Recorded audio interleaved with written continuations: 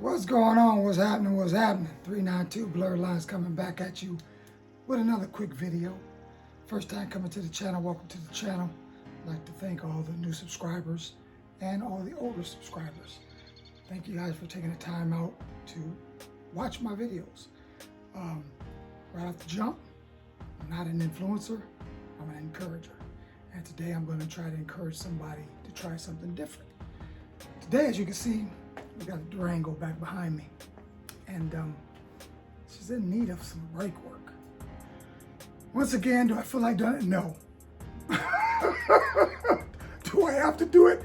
Yes, I have to do it because I'm not going to pay somebody else to do it. So today what I'm going to be doing, I'm going to be changing rotors and brake pads.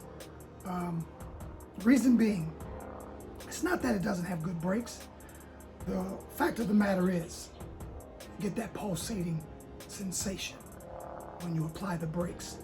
And that's simply because your rotors have heated up at one time or another, and they are now non-concentric. They're not turning true as far as when the brakes are being applied to them. So that gives you that pulsating sensation. So now I did have a set of rotors turned. It seemed as though that pulsating sensation was still there, which brings me to the belief that they weren't never turned. And if they were turned, they weren't true. So instead of trying to go the cheap route and having a set of rotors turned, I went out and spent the extra money to buy a brand new set of rotors, brand new set of brake pads, and I'm just going to change everything. Why would I change brake pads without changing rotors? Why would I change rotors without changing brake pads? If I'm going to change one, I'm going to change them both. I know it may seem like it's a little costly thing to do, but it is what it is. If you want your stuff to be stopping right, you want your stuff to ride right, do the right thing. So with brakes, I'm going to change the front rotors, I'm going to change the front pads. If I still feel that pulse sensation, it's got to be the back. But I don't believe it's the back. More of your stopping power is in the front. So I got to believe that it's the front. And so that's what I'm going to change. It's a little warm out here. I'm going to turn my fan on. You may hear that. And if you hear it, I apologize early for the noise of the fan. But I'm in the garage. A percentage of being in the garage. I had to push the dirt back. But I brought the front end in the garage so I can be out in the sun. I don't want to be out in that sun doing what I need to do. So that's what I'm going to do first thing. I'm going to get this thing jacked up, and we're going to go from there. So hang out with me for a little while if you'd like. I'll try not to make this video too long. I know some of them, they were quite lengthy, but there was a reason that they were lengthy because there were some things that needs to be shown.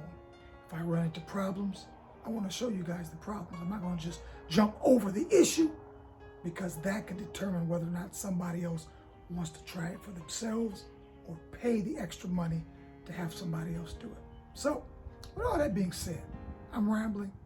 I got work to do. So, kick back, get your cold Pepsi, Full Throttle, a Red Bull, get your favorite bag of chips, kick back and relax, and just enjoy the video. All right? So I'm gonna go ahead and I'm gonna get started.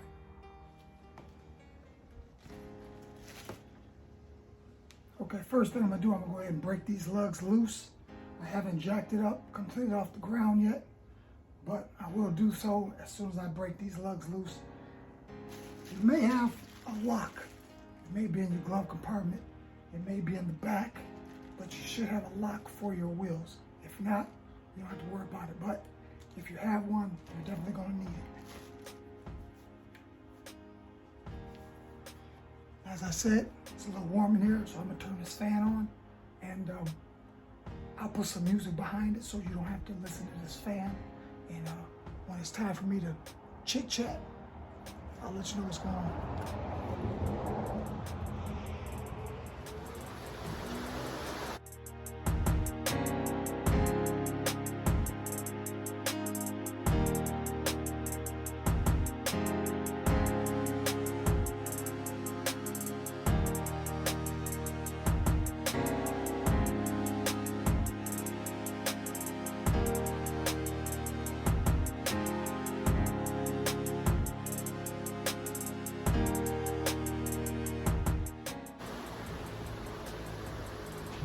go ahead, go on the other side, break it loose, then I'm gonna jack it up, then I'll go ahead and take the wheel off.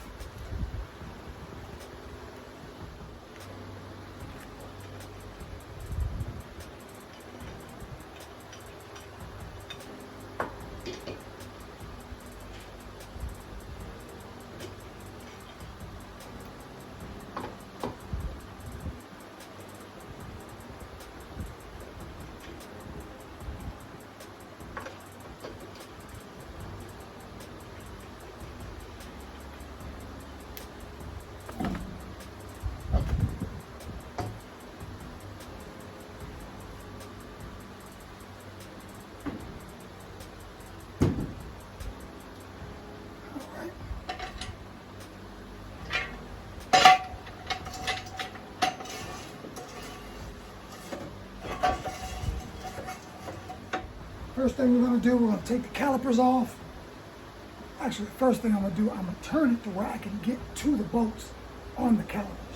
And what I normally do if I'm doing this side, I'll turn the steering wheel all the way to the left so that it'll bring these bolts toward me so that I can get back to the back side to take them off. On these 2014 Durangos, that is going to be a 13/16 bolt.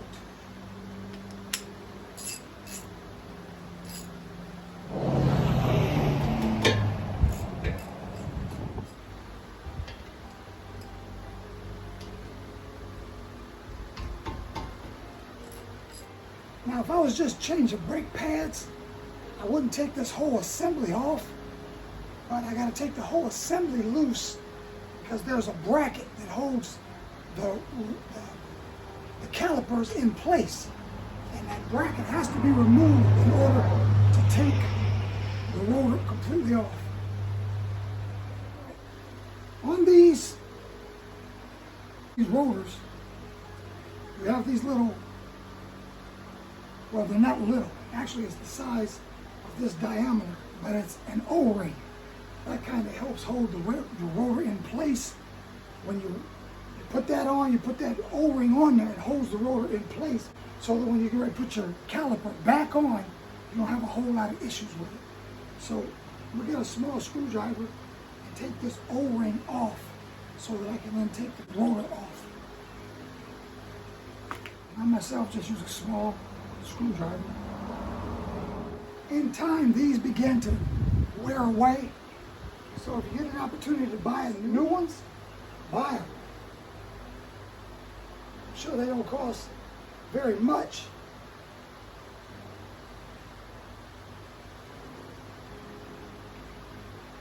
This one has seen better days.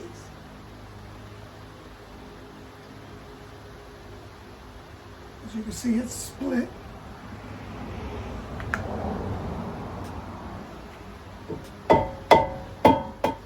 I'd recommend a dead blow, but I don't have a dead blow. The one I had, it blew out. So I'm going with some real steel, but I'm gonna put a piece of wood behind it. Of course, I don't plan on using them again, I don't believe, so I'm not really worried about damaging it, but I still will put a piece of wood behind it.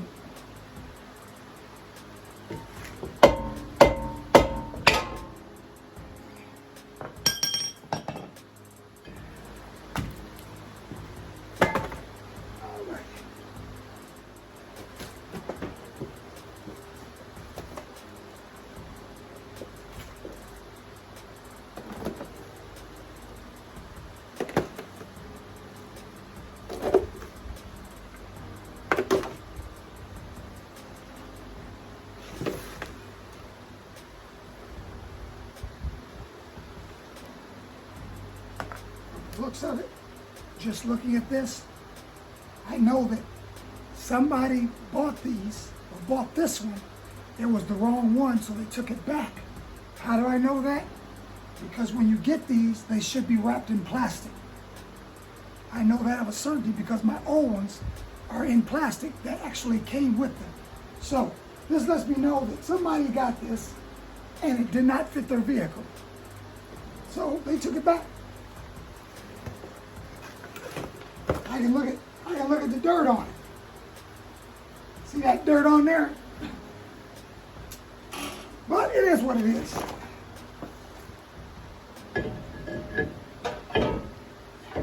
Fits mine.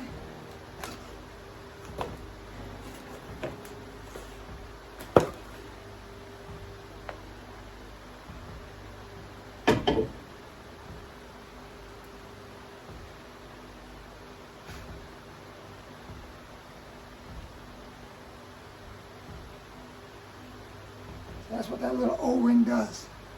Holds it in place. All right.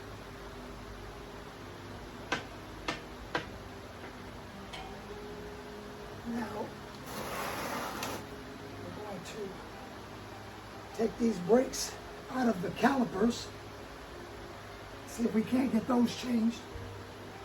I'm going to bring you a little bit closer so you can exactly see what I'm doing as far as taking those out of the calipers. Okay, so we're going to take these brake pads out and put in a new set. First, we're going to take this spring off. You see something? Over there. Pull the brake pad out. Come on out of here. Crushing my box. Totally crushing my box.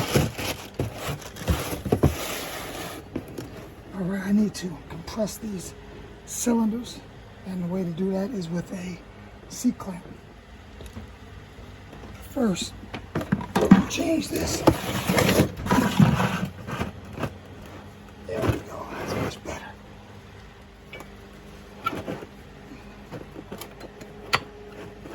Let's see.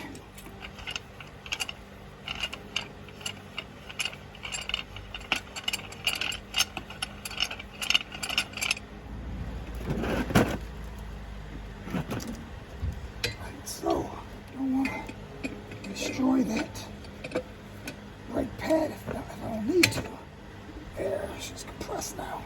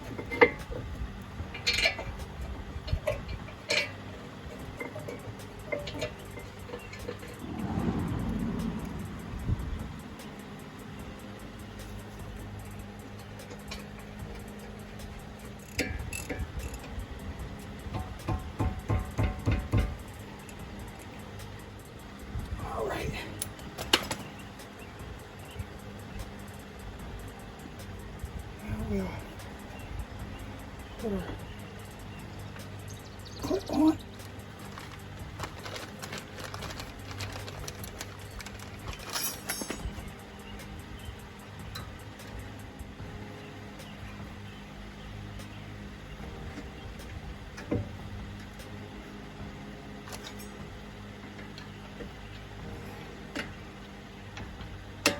There we go.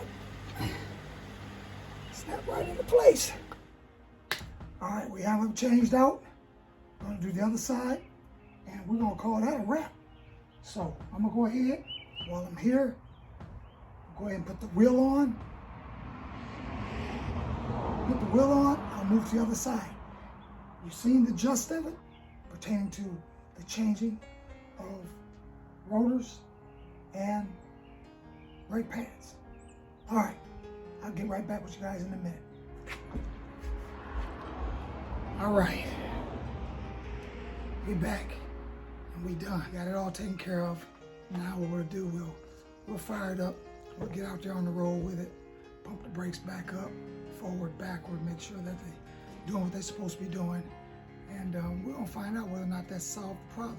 If that didn't solve the problem, then we'll change the back rotors and the back brake pads. So, with all that being said and done, we're gonna shut this thing off right here.